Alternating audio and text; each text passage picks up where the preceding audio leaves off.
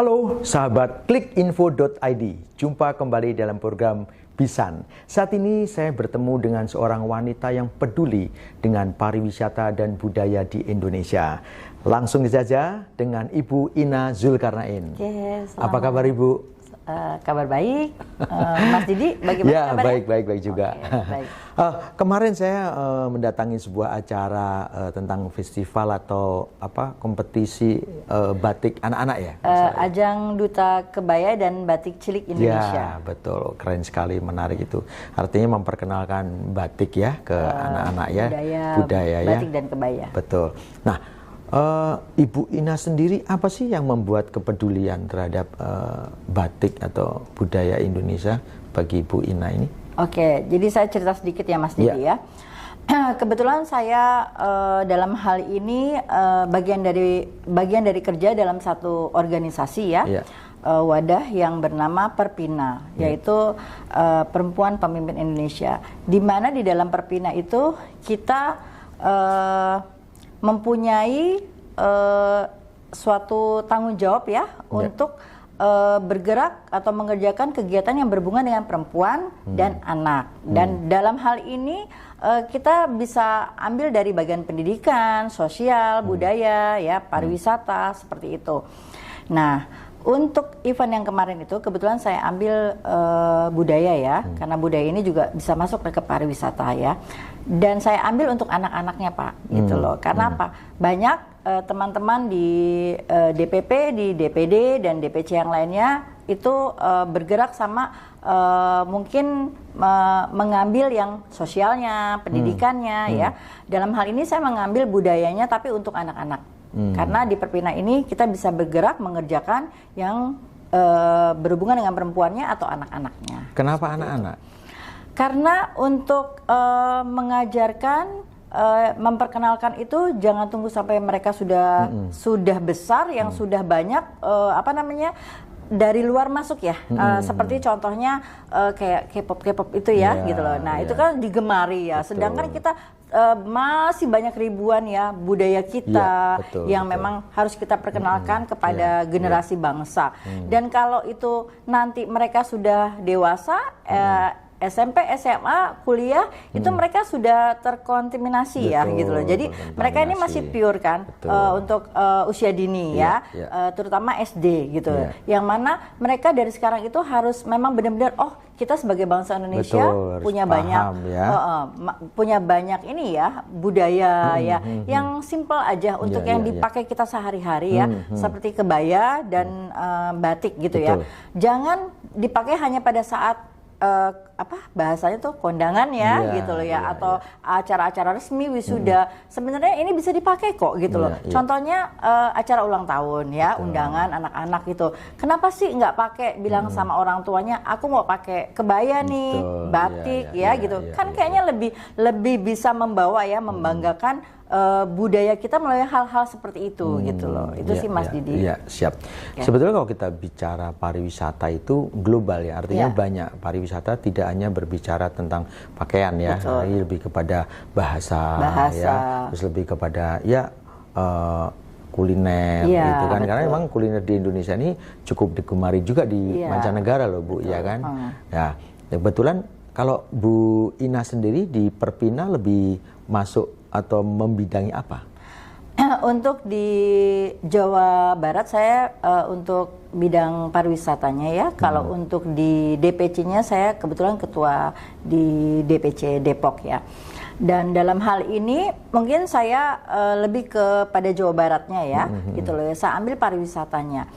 Di mana di dalam pariwisata ini semua saling berhubungan, budaya, kuliner gitu ya, itu berhubungan. Karena apa sih? Misalkan kita mau pergi ke suatu daerah ya di Jawa Barat gitu, pasti di situ yang dicari apa? Kulinernya apa yang enak ya? Oleh-olehnya apa ya? Itu kan saling berhubungan ya. Jadi di mana kalau kita membawahi bidang pariwisata itu nggak bisa satu-satu kita memperkenalkan ya. Semuanya harus kita perkenalkan ya, baik makanan, ininya apa sih namanya, cemilan-cemilannya, terus apa sih kain-kain di sana, batiknya kah, kebayanya tuh model bagaimana ya. Mungkin itu sebenarnya lingkupan dari pariwisata yang sebenarnya seperti itu sih Pak. Ya. Kalau pandangan Ibu sendiri ya terhadap anak-anak muda sekarang ya, generasi sekarang ini seperti apa sih? Mengkhawatirkan, biasa-biasa saja, atau bagaimana Ibu melihat anak-anak muda kita terhadap pariwisata dan budaya Indonesia sendiri? Kalau untuk masalah pariwisatanya sih saya rasa masih aman ya, karena mereka masih suka hangout, jalan-jalan seperti itu. Tapi kalau untuk masalah budayanya masuk dalam pendidikannya gitu loh, itu kayaknya saya bilang udah kritis kritis gitu loh. Kritis dalam arti kata mereka itu tergantung bagaimana orang tua mereka di sekolah itu memberikan edukasi edukasi ini kan tidak hanya lewat mata pelajaran ya gitu loh, apa yang mereka pelajari di sekolah, tapi hal-hal seperti ini itu mereka bisa dapati dari kegiatan yang mereka ikuti. Contohnya ajang-ajang budaya atau gitu lomba-lomba seperti itu. Saya rasa itu sih Pak ya. Jadi kita sebagai di luar dari sekolah mereka gitu ya, kita butuh memberikan masukan-masukan seperti itu. Sebetulnya kalau kita ngelihat ya, seperti halnya cerita rakyat ya, Indonesia tuh banyak banget punya cerita rakyat. Betul. Nah, kebanyakan anak-anak muda kita kan nggak begitu menyukai atau udah mulai lupa. Dia lebih suka malah cerita-cerita dari negeri yang lain. Yang lain ya, seperti Potter-Potter itu ya. Gitu. Makanya bagaimana nih Ibu punya ingin nggak itu agar anak-anak muda kita mulai ngerti ya cerita tentang Sangkuriang, cerita tentang apa jadi Jawa Barat, apalagi banyak sekali cerita daerahnya. Nah, apa Bu? Mungkin Ibu sendiri punya apa ya seperti harapan, keinginan untuk membuat anak-anak muda kita mencintai. Harapan saya itu sangat besar sekali. Kebetulan karena saya juga ada di dunia pendidikan ya. Jadi itu sebenarnya tanggung jawab saya gitu ya. Tanggung jawab saya untuk semua itu. Di mana kita ambil hal kecil di luar dari cerita ya. Mungkin cerita itu kan banyak, mereka punya buku cerita yang lain. Hal kecil itu lagu daerah deh Mas. Ya, lagu daerah setuju. Apa yang telah saya lalui ya, misalkan saya bikin program audisi atau apa, itu pasti selalu yang saya tes itu lagu kebangsaan dengan lagu daerah. Betul. Paling tidak dari mana sih orang tuanya berasal. Contohnya misalkan dari Jawa Barat atau dari Bali gitu loh ya. Bisa nggak nak nyanyikan lagu dari daerah mama kamu misalkan Bali, atau dari daerah ayahnya gitu Jawa Barat, nggak tahu gitu. Itu kan miris ya kalau saya ini sampai saya tes gitu loh, coba lagu daerah Jawa Barat gitu ya, misalkan Pileleyan, Bubi Bulan itu nggak tahu gitu ya. Terus yang ini lagi yang saya bener-bener kaget, surprise ya, kalau saya tes lagu kebangsaan itu hanya maunya lagu Indonesia Raya sama 17 Agustus. Saya bilang itu udah umum ya, karena apa? Setiap hari Senin kalian menyanyikan. Setiap 17 Agustus tahun sekali kalian nyanyikan, itu sudah di luar kepala. Betul. Coba lagu-lagu yang lain, Rayuan Pulau Kalapa, Satu Nusa Satu Bangsa gitu ya. Ada beberapa anak yang sudah kelas 5 saya anggap itu udah harus tahu ya gitu ya. Nggak tahu gitu ya. Tapi coba saya bilang, saya tes lagi lagu yang lagi ngetop dari luar atau hafal ya kan. Betul. Jadi ini kan memalukan kalau saya bilang ya. Jadi untuk itulah saya bisa bantu apa sih kepada pemerintah ya, kepada sekolah yang mereka naungi itu mungkin terlalu banyak pelajaran, karena kan jam belajar sekarang dengan jamnya kita itu beda Pak. Beda, setuju. Ya gitu loh ya. Mereka tidak punya waktu untuk ikut tambahan-tambahan ya, full sudah sekolah. Sampai rumah itu sudah capek, harus punya mungkin saya nggak tahu ada homework PR gitu, saya kurang tahu sekarang bagaimana. Nah itulah, jadi kita sebagai pendidik ya di luar dari sekolah mereka, kita juga mungkin ada cara-cara, trik-trik untuk membantu mereka. Seperti itu. Pak Ida, yang tadi saya tertarik dengan lagu-lagu itu ya. Mungkin bisa dibuat lagi kompetisi lagu-lagu daerah dan lagu-lagu kebangsaan itu untuk menumbuhkan anak-anak muda kita ya, bagaimana mencintai itu kan. Boleh dibilang jangankan pencipta lagunya ya, lagunya aja mereka nggak tahu. Lagunya aja nggak tahu, apalagi penciptanya ya. Betul. Itu mungkin kalau dulu kita mungkin tahu ya, gitu loh ya. Sampai ada berapa provinsi sih kita dulu Nah, seprovinsi itu kita harus tahu lagu daerahnya. Betul, ya. Dulu ya. Sudah dikurangi sama Timor Leste ya, gitu loh. Nah dulu Papua lagunya bagaimana ya. Terus Kalimantan Timur, Kalimantan Barat betul, itu lagunya Sulawesi, bagaimana. Anak-anak sekarang boleh dites ya. Saya berani ini ya, mereka nggak tahu gitu loh ya. Saya nggak tahu kurikulum yang harus mereka pelajari itu di dalam kurikulum apa, saya kurang tahu ya. Karena memang sekarang sudah apa ya namanya, beda ya alamnya gitu ya, Mas Didi. Gitu. Nah, sekarang Ibu di Perpina di Jawa Barat membidangi pariwisata dan budaya ya kan. Apa nih Bu kedepannya tuh? Ibu mungkin punya program-program yang bisa disosialisasi. Karena ini kan ya terus terang nih Indonesia Betul, ya. butuh orang-orang seperti Ibu yang terus membangun, membangkitkan jiwa untuk mencintai bangsanya. Nah itu program Ibu apa nanti kedepannya mungkin? Program saya ya. Sebenarnya saya tidak menunggu dari pemerintah untuk memberikan support ya, karena banyak pekerjaan pemerintah ya gitu. Siapalah saya ya, saya hanya orang luar yang memang agak concern dengan ini semuanya, khususnya anak-anak ya.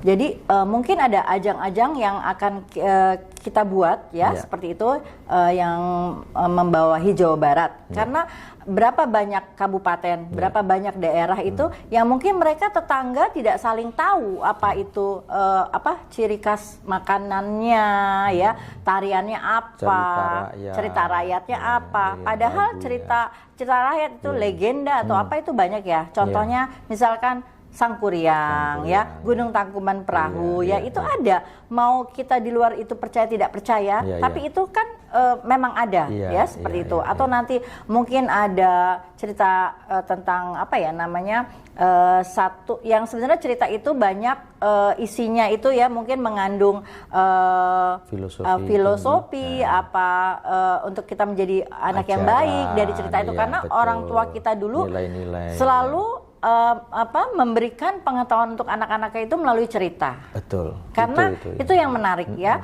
Kalau hanya dibilangin mungkin ya, nah ini nggak boleh, dia mungkin belum tentu mau. Tapi dia harus diceritakan gitu ya. Dengan lewat cerita itu dia lebih tertarik dan akan menjadi baik. Betul, saya rasa itu sih Pak. Seperti Malin Kundang itu ceritanya menarik ya. Artinya gini, filosofinya bagus ya, menghormati orang tua. Nah, itu bisa dikatakan sampai dulu tuh suka menjadi semacam obrolan gitu, kalau anak yang nggak berbakti sama orang tua, berani sama orang tua, jadi Malin Kundang, jadi batu. Nah itu menarik loh, artinya oh iya ya, saya nggak mau jadi seperti Malin Kundang. Nah itu bisa ditumbuhkan kembali, paling tidak seperti itu. Terlepas dari itu benar atau tidak ya, tapi itu kan cerita yang memang sudah kayaknya wajib ya gitu loh, anak Indonesia tahu cerita itu. Nah di samping cerita itu kan orang atau anak-anak itu tertarik, itu cerita dari mana sih ya kan? Itu dari Sumatera Barat. Sumatera Barat itu apa ibu kotanya? Padang ya kan? Padang adanya di mana gitu ya kan? Makanan khasnya apa gitu, rendang atau apa gitu. Jadi itu saling berhubungan ya. Cara memberikan edukasi anak-anak itu yang mudah itu memang lewat cerita. Gitu loh. Nah mungkin nanti suatu saat dia besar itu dia ingat, dia datang, oh iya ini ya yang ceritanya Malin Kundang itu dari sini dan makanannya ini. Nah akhirnya dia kulineran, dia mengenal lagi apa yang budaya ada di sana gitu. Ya kalau Ibu di Jawa Barat itu sangat-sangat banyak yang bisa digali gitu ya. Ya teman-teman sahabat klikinfo.id, demikian bincang-bincang saya dengan Ibu Ina Zulkarnain. Tapi sebelum ditutup, saya mau dengar nih impartasi atau inkarit dari Ibu Ina buat anak-anak muda Indonesia. Silakan Bu, apa yang bisa disampaikan? Baik, pesan saya untuk anak-anak muda Indonesia ya, generasi bangsa, jangan malu untuk memperkenalkan budaya kita. Jangan malu untuk kita tidak mengetahui cerita dari luar atau gaya tarian dari luar. Karena semua yang kita punya itu jauh lebih bagus, jauh lebih menggembarkan ya. Atau kemungkinan kalau kita bersama-sama memperkenalkan, semua itu nggak ada apa-apanya. Jadi pesan saya untuk adik-adik ya, anak-anak yang ada di luar sana, tetap setiap kita bergerak, setiap kita melakukan kegiatan, bawalah bangsa ini dengan kebudayaan dan pariwisata. Itu saja. Luar biasa. Oke, sahabat klikinfo.id, sampai jumpa dengan bincang-bincang santai berikutnya dan semoga bermanfaat. Sampai ketemu.